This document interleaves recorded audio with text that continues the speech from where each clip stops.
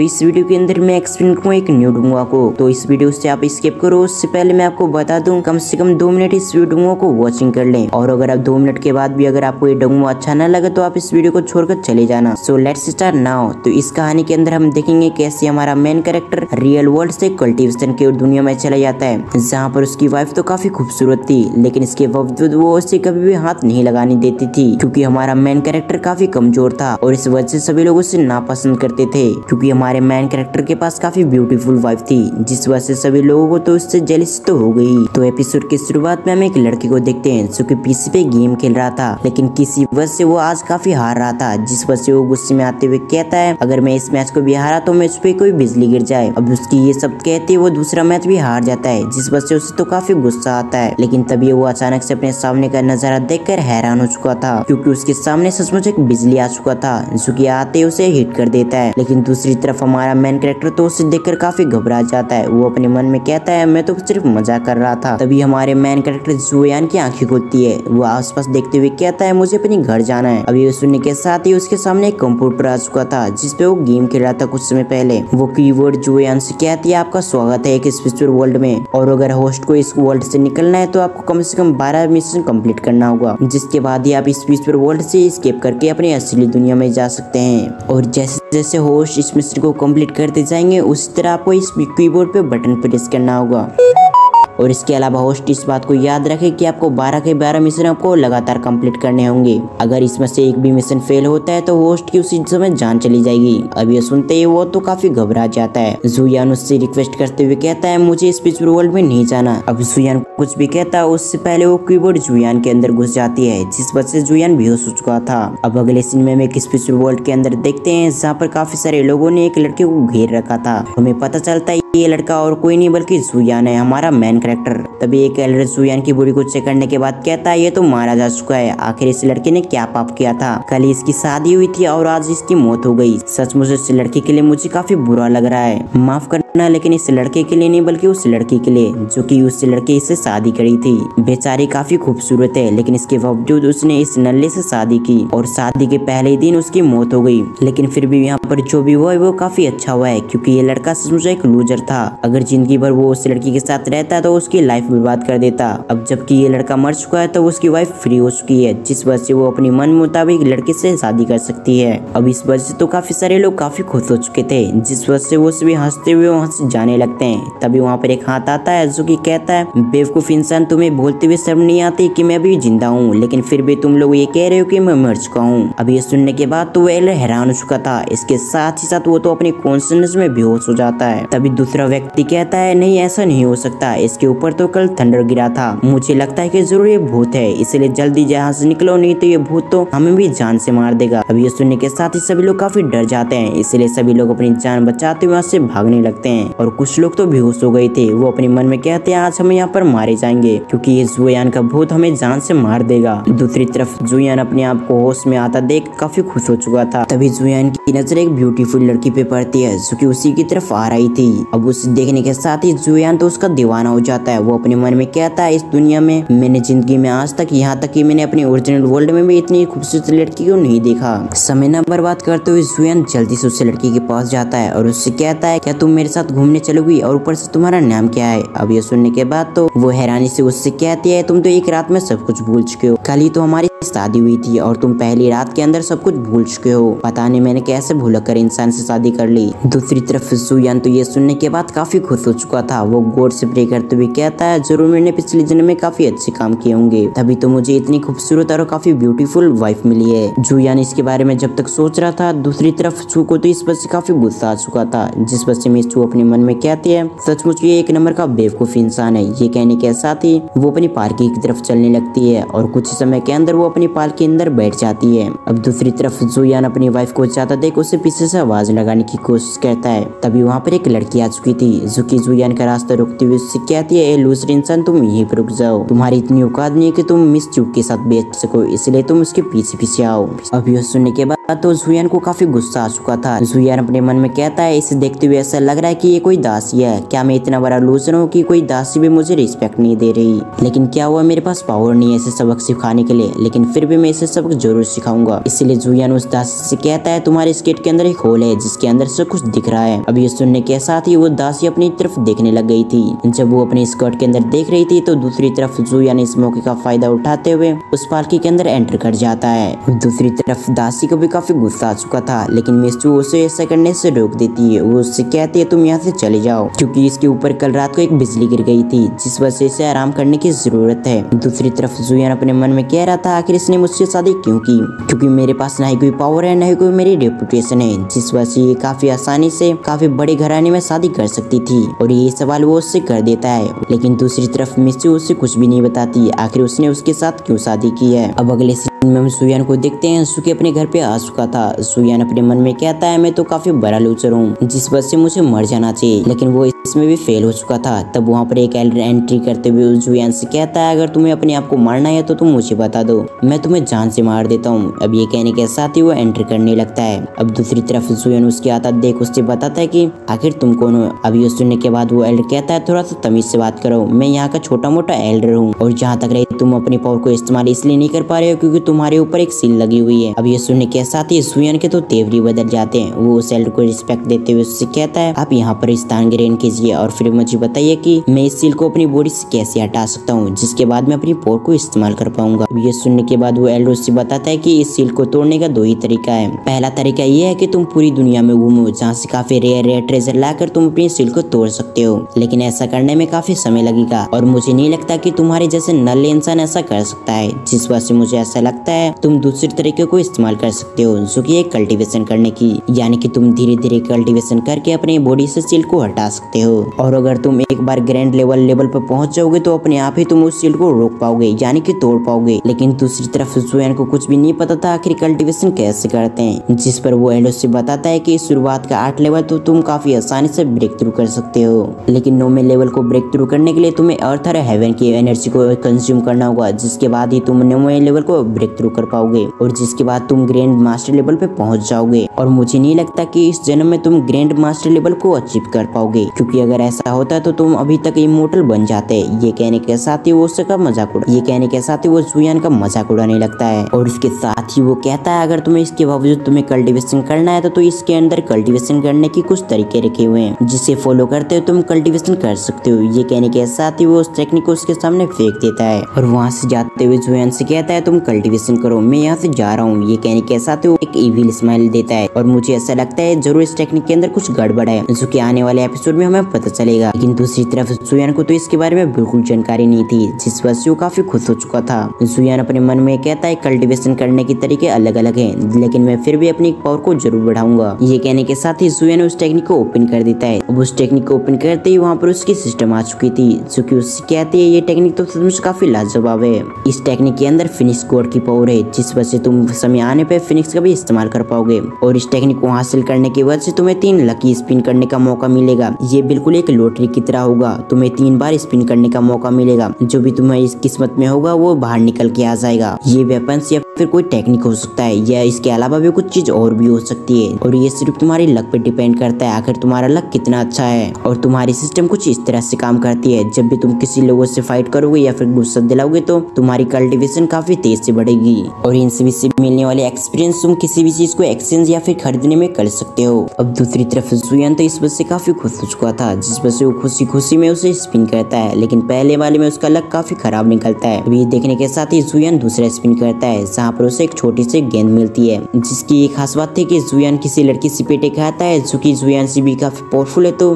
किसी तरह से जुयान को प्रॉफिट होगा। अब यहाँ पर क्या लिखा हुआ है ये मुझे समझ में नहीं आ रहा है, जिस वजह से मैं इस पॉइंट को स्किप करता हूँ। जब जुयान किसी लड़की से पिटाई खाएगा तो ये हमें पता चल जाएगा। दूसरी तरफ जुयान तो इस वजह से हैरान हो चुका था। वो अपने मन में कहता है, खैर इससे कोई फर्क नहीं पड़ता, क्योंकि यहाँ पर मैं सबसे वीक हूँ, जिस वजह से मेरा पिटाई खाना तो पूरी तरह से तय है, और इससे क्या ही फर्क पड़ता है कि मैं लड़का से पिटाई खाऊं या फिर लड़की से। और अगर वही लड़के से पिटाई खाने के बाद मुझे कुछ मिलता है तो ये तो काफी अच्छी बात होगी। अब आखिरी बार स्पिन करने के बाद जुयान को एक ड्रैगन मिलता है, जो कि काफी पावरफुल था। अब ये देखने के साथ ही जुयान अपने मन में कहता है, चलो कुछ तो अच्छा मिला, लेकिन फिर भी मैं इसकी पावर चेक करना चाहता हूँ, आखिर आखिर ये कितना पावरफुल है। अब अगले सीन में हम कुछ लोगों को देखते हैं जो कि काफी तेज से जुएन की घर की तरफ आ रहे थे, जो कि किसी लड़की ने इन सभी के मजे लेने के लिए इस सभी के पीछे छोड़ा हुआ था। लेकिन जैसे वो कुत्ता जुएन को देखता है तो वो जुएन पे भी भौंकने लग गया था। अब ये देखने के साथ ही जुएन अपने मन में कहता है अब समय आ चुका उस ड्रैगन की पावर को देखने का। ये कहकर जुएन उस कुत्ते की तरफ ड्रैगन को फेंकता है, जिस वजह से वो कुत्ता उसे छूने की कोशिश करता है। अब जैसे वो कुत्ता ड्रैगन को छूता है तो उसी समय उसकी मौत हो जाती है, क्योंकि उस ड्रैगन के ऊपर काफी सारे पॉइजन लगे हुए थे।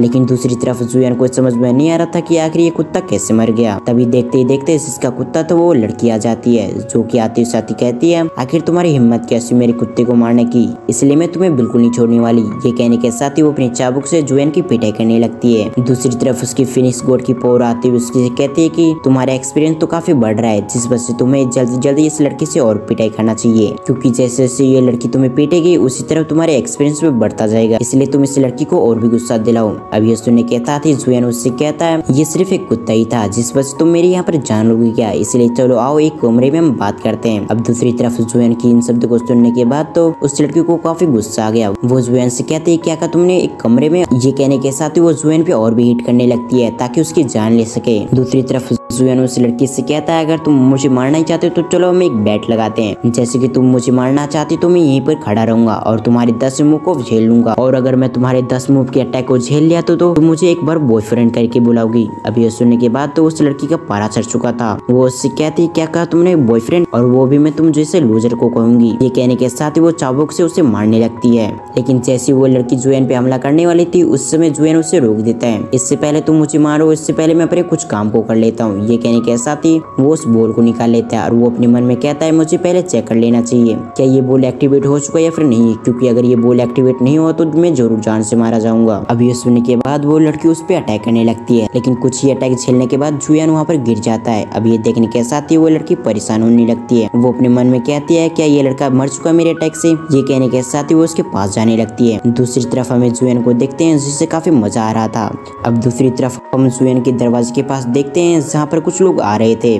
तभी उसके कमरे से कुछ आवाज आने लगती है, जिस वजह से वो दोनों वहाँ पर रुक चुके थे। तभी एक लड़का कहता है क्या उस लड़की ने उसके साथ कुछ गड़बड़ कर दिया, पता नहीं ये लड़की कैसी बेशर्म लड़की है जो कि एक लूजर के साथ ये सब कर रही है। कुछ समय बाद वो लड़की वहाँ से जाने लगती है, जिस वजह से जुएन उसके हाथों को पकड़ लेता है और उसे रोकते हुए उससे कहता है क्या तुम्हें पता नहीं आखिर हमारे बीच में क्या शर्त लगी हुई थी, जिस वजह से वो लड़की जुएन को अपना बॉयफ्रेंड कहती है। अब अगले सीन में हम जुएन को देखते हैं जो कि एक रूम में आराम कर रहा था। तभी वहाँ पर कुछ लोग आ चुके थे जो कि जुएन से कहते हैं हमारे मास्टर ने तुम्हें बुलाया इसलिए तुम जल्दी चलो। लेकिन दूसरी तरफ जुएन उनके साथ जाने के लिए बिल्कुल एग्री नहीं होता है। अब इस कारण से उन तीनों को तो काफी गुस्सा आ चुका था, जिस वजह से वो जबरदस्ती जुएन को अपने साथ ले जाने लगते हैं। अब इस कारण से जुएन को तो और भी तकलीफ होने लगती है, क्योंकि जुएन ने पहले काफी पिटाई खा ली थी। अब इसी सीन को दिखाते हुए हमारा ये पार्ट यहाँ पर एंड होता है। इस पार्ट की शुरुआत में हम जू फैमिली का सीन देखते हैं जहाँ पर जुएन को लेके आ गया था। जुएन अपनी वाइफ की मेड की वो देख कर कहता है ये तो काफी ब्यूटीफुल है, लेकिन अगले पर उससे एहसास हो गया था आखिर उसने क्या कह दिया, इसलिए वो इस बात को पलटते हुए कहता है यानी कि ये घर कितना खूबसूरत दिख रहा है। तभी उसके फादर इन लोग कहते हैं आखिर तुम्हारा ऐसे हालत किसने किया, तुम मुझे बस उसका नाम बताओ। इधर जुएन कहता है मुझे पता है मेरी वजह से आपकी जू फैमिली की रेपुटेशन बहुत ज्यादा नीचे गिर रही है, इसके लिए मैं काफी शर्मिंदा हूँ, लेकिन मैं आगे से इस बात का ध्यान रखूंगा कि मेरी वजह से जू फैमिली का रेपुटेशन नीचे न गिरे। अब जुएन की बातों सुनने के बाद जू फैमिली के कई सारे मेंबर्स उसके खिलाफ में बाज उठाने लगते हैं। वो लोग कह रहे थे कि हमें जुएन को यहाँ से निकाल देना चाहिए। अब ये लोग ऐसी बातें कर ही रहे थे उस समय वहाँ पर एक व्यक्ति आता है जो कि वहाँ पर आने के साथ ही कहता है यहाँ पर कोई लेडी आना चाहती है, जो कि कह रही है कि वो जुएन को जानती है, इसके साथ ही वो जुएन से मिलने के लिए आ रही है। उसकी बातों सुनने के बाद जुएन की मदर इन लोगों को काफी गुस्सा आ चुका था। इसके साथ ही वो कहता है जल्दी से उस लेडी को बुला के लेके आओ। कुछ ही समय बाद वो लेडी भी आ चुकी थी, जो कि आने के साथ ही जुएन से चिपकने की कोशिश कर रही थी। इसके साथ ही वो कहने लगती है तुमने मुझे पहले कहा था कि हम साइड में मिलेंगे, लेकिन फिर अचानक से तुम्हें क्या हो गया, तुम चेमू मेंशन में मुझे क्यों बुला लिया और तुम्हारी ऐसी हालत कैसी होगी, तुम मुझे बस उसका नाम बताओ। इसके साथ ही मुझे ऐसा लगता है हमें यहाँ से निकल जाना चाहिए। वो सबको ऐसा दिखाने की कोशिश कर रही थी कि उसके और जुएन के बीच में कुछ चल रहा है। अभी बात सुनने के साथ ही उन सभी को काफी गुस्सा आ चुका था। इधर हम जुएन की वाइफ की मेड को देखते हैं जो कि लगातार उसकी तरफ देखते हुए स्माइल कर रही थी, ऐसा लग रहा था कि सब कुछ इसी ने किया है। दूसरी तरफ हम जुएन की मदर इन लोग को देखते हैं जो कि ये चीज देखने के बाद और सुनने के बाद काफी गुस्से में आ चुकी थी। इसके साथ ही वो कहने लगती देखती है आखिर ये क्या चल रहा है। अब उससे गुस्से में देखकर जुयान उस लेडी को बाजू में हटाता है। इसके साथ ही वो कहने लगे थे कि बहन आखिर तुम कौन हो, मैं तो तुम्हें जानता भी नहीं हूँ। इस पे वो लेडी कहने लगी थी आखिर जाने मन तुम ऐसा कैसे कर सकते हो, हम आज से पहले बार कितनी बार मिल चुके हैं, लगता है तुम्हारी शादी हो चुकी है इसलिए तुम मुझे भूल चुके हो।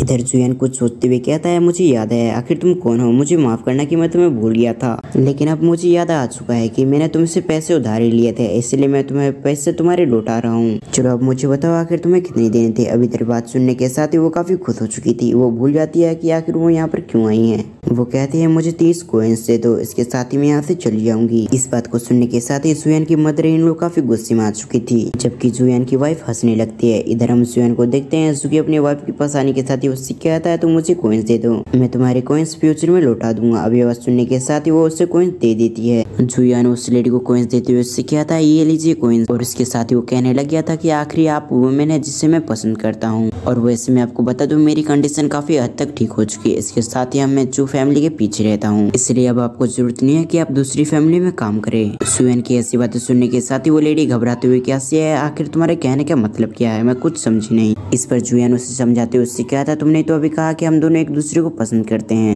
इसलिए मैंने सोचा है कि अब हम दोनों एक दूसरे से प्रेम करते हैं तो हमें शादी कर लेना चाहिए, इस तरीके से हम दोनों एक दूसरे के पास रह पाएंगे। अब ये बात सुनने के साथ ही वो लेडी बहुत ज्यादा हैरान हो गई थी। इसके साथ ही वो घबरा जाती है। वो उस कॉइंस को फेंकते हुए कहती है मुझे शादी नहीं करना, मुझे अभी शादी नहीं करना, मैं सिर्फ यहाँ पर एक नाटक कर रही थी। इस बात को सुनने के साथ ही सभी लोग हैरान हो गए थे कि ये लेडी अभी तक नाटक कर रही थी। इधर अब हम जुयान को देखते हैं जिसके चेहरे पे स्माइल आ चुका था। इसके साथ ही वो उस लेडी से सवाल करता है आखिर तुम बताओ आखिर सच क्या है। इधर वो लेडी वे समझ चुकी थी कि अगर उसने नाटक खत्म नहीं किया तो इसकी शादी हो जाएगी, इसीलिए वो उससे कहती है मैं बताती हूँ आखिर क्या हुआ। वो कहने लगे थे कि मुझे 20 कॉइंस दिए गए थे। इसके साथ ही वो जिस व्यक्ति ने मुझे दिया था उसने अपने कवर कर रखा था चेहरे को, जिस वजह से मैं उसके चेहरे को नहीं देख पाई। उसी ने मुझसे कहा था कि चू फैमिली के अंदर आकर ये सब तुम्हारे साथ करने के लिए, कि हमें ऐसा लगे कि सभी को जैसे कि हम दोनों डेट कर रहे हो, इसकी वजह से तुम्हारे रेपुटेशन चू फैमिली के अंदर पूरी तरह से नीचे गिर जाएगा। इसके साथ ही वो माफी मांगते हुए उससे कहती है प्लीज मुझे यहाँ से जाने दो, क्योंकि मेरे दादा और दादी यहाँ पर अकेले हैं, और इसके साथ ही हमारी कंडीशन कुछ ठीक नहीं थी, इसलिए हमें इस डील को मानना पड़ा।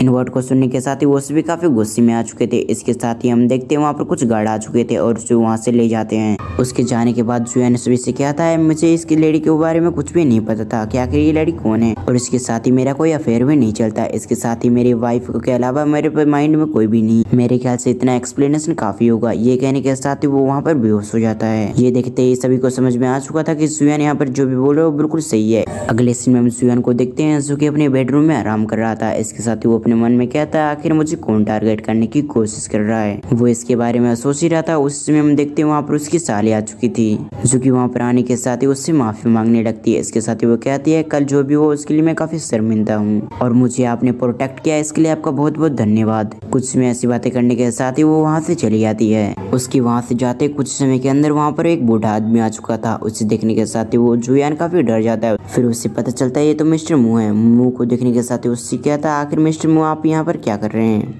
इधर मिस्टर मू को हम देखते हैं जिसने उससे जुयान को पूरी तरह से इग्नोर कर दिया था। इसके साथ ही उससे क्या था तुम्हारा लेवल तो कुछ अलग लग रहा है, लगता है तुमने कुछ समय के अंदर अपने कल्टीवेशन को शुरू कर दिया है, इस वजह से तुम्हारा लेवल काफी स्पीड से बढ़ रहा है। लेकिन ऐसा कैसे हो गया कि तुम एक दिन के अंदर ही अपने दूसरे लेवल को ब्रेक थ्रू कर चुके हो, क्योंकि आम आदमी को भी 1 या फिर 1 साल लगता है सेकंड लेवल को ब्रेक थ्रू करने में, लेकिन तुमने एक ही दिन के अंदर ब्रेक थ्रू कर लिया। खैर इससे कोई फर्क नहीं पड़ता क्योंकि तुमने एक दिन के अंदर ही 1 लेवल ब्रेक थ्रू किया है। ये हैरान कर देने वाली बात तो है, लेकिन तुम अभी भी बहुत ज्यादा कमजोर हो। ये कहने के साथ ही वहाँ से चले जाते हैं। इधर जुयान अपने मन में कहता है लगता है ऐसा हो सकता है कि सुबह में मैंने पिटाई खाता है, उसके अंदर स्पिरिचुअल एनर्जी बहुत मात्रा में होगी, इसलिए लगता है वो स्पिरिचुअल एनर्जी मेरी बॉडी के अंदर जा चुकी है, इसलिए मैंने सेकंड लेवल को ब्रेक थ्रू कर लिया। तभी जुयान की सिस्टम उसके सामने ओपन होते हुए उससे बताती है कि अगर आप चाहे तो फ्री स्पिन 3 बार कर सकते हैं, इससे आपको इसके अंदर कुछ भी मिल सकता है। अभी बात सुनने के साथ ही जुयान काफी खुश हो चुका था। वो कहता है अगर ऐसी बात है तो मैं एक कोशिश जरूर करना चाहूंगा। ये कहने के साथ ही वो अपनी स्पिन को चालू कर देता है, जहाँ पर हम देखते हैं पहली बार में उससे कुछ भी नहीं मिलता, जिस वजह से वो थोड़ा सा उदास हो चुका था। उसकी सिस्टम उससे मोटिवेट करते हुए कहती है क्या हुआ अगर पहली बार आपको कुछ भी नहीं मिला तो आप दूसरी स्पिन करिए, अभी आपको 2 स्पिन बचा हुआ है। उसकी ये बात सुनने के साथ ही जुयान भी ऐसे करता है। वो कहता है दूसरा स्पिन चालू हो जाओ। उसकी इतना कहते हैं दूसरा स्पिन भी चालू हो जाता है, लेकिन हम देखते हैं दूसरे स्पिन में उससे कुछ भी नहीं मिलता, जिस वजह से उससे काफी गुस्सा आ चुका था। और इसके अगले पल हम देखते हैं जहाँ पर जुएन उस सिस्टम को अलग अलग तरीके से प्रणाम कर रहा था ताकि उसे इस बार कुछ अच्छा से मिल जाए। और तभी हम एक लेडी को देखते हैं जो कि जुएन के कमरे में नजर रख रही थी। इसके साथ ही वो सब कुछ नोट कर रही थी। वो जुएन की हरकतों की वजह से हैरान हो गई थी क्योंकि उसे सिस्टम नजर नहीं आ रहा था, बस उसकी हरकतें नजर आ रही थी। इधर हम फिर से जुएन को देखते हैं जिसने अलग अलग तरीके से उस सिस्टम को प्रणाम कर लिया था। जैसे वो इस बार प्रेस करता है उस समय हम देखते हैं उस सिस्टम से काफी मात्रा में एनर्जी निकलने लग गई थी। इसके अगले बार जुएन काफी खुश हो चुका था। वो खुश होते हुए कहता फाइनली कुछ मिल चुका है मुझे। जुएन देखता है कि उसके सामने एक बोतल आ चुकी थी। उसकी बोतल के अंदर हीलिंग करने की दवाई रखी हुई थी, इसलिए जल्दी से जुएन उससे जाके पी लेता है ताकि उसके जितना भी दर्द है वो भी खत्म हो सके। इधर हम फिर से उस लड़के को देखते हैं जो कि ये नजारा देखने के साथ ही हैरान हो गई थी। वो अपने मन में कहती है लगता है मेरा दिमाग खराब हो चुका है या फिर मेरी आंखें खराब हो चुकी है कि ये लड़का पूरी तरह से हील हो चुका है और कुछ समय यहाँ पर रही तो मैं पागल हो जाऊंगी। ये सब सोचने के साथ ही वो यहाँ से चली आती है और बाहर आने के साथ ही वो सीटी मारती है जिस वजह से वहाँ पर एक बाज आ जाता है। वो एक लेटर को निकालते हुए कहती है तुमने जैसा कहा था मैं वैसे ही कर रही हूँ। मैं जुएन पे यहाँ पर नजर रख रही हूँ और मुझे उम्मीद है कि तुमने जैसा मुझसे वादा किया था तुम वैसे ही करोगे, तुम अपने वादों से पलटोगे नहीं। ये सब सोचने के साथ ही वो उस पक्षी के पैरों में उस लेटर को बांध देती है। इसके साथ ही वो उस पक्षी को उड़ा देती है और इसी सीन के साथ हमारा ये पार्ट यहाँ पर एंड होता है। मुझे पता है कि पार्ट 2 आने में बहुत ज्यादा लेट हो गया, लेकिन अगली बार से सभी सीरीज टाइम पे आया करेगी।